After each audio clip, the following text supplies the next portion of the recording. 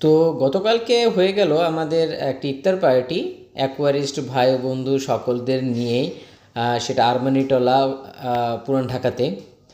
তো আমি আমার জার্নিটাও আপনাদের সাথে শেয়ার করে যাচ্ছি। আমি মেট্রো রেলের থ্রু গিয়েছিলাম। বিশাল বড় লাইন ছিল ইফতারের আগ দিক দিয়ে। তো খুব সুন্দরভাবে আমি টিকিটটা কেটে ট্রেনের জন্য দাঁড়ায় যাই। 90 টাকার মতন ভাড়া নিল ঢাকা ইউনিভার্সিটির দিকে। তারপরে কি আর করব, লং জার্নি, 45 মিনিটের মতো সময় লাগে প্রকৃতি দেখতে দেখতে গেলাম উপর দিয়ে। আর মেট্রো রেলে যথেষ্ট ভিড় ছিল। অনেকেই বলছিল যে না, মেট্রো রেল ফাঁকা যাবে না, যথেষ্ট ভিড়।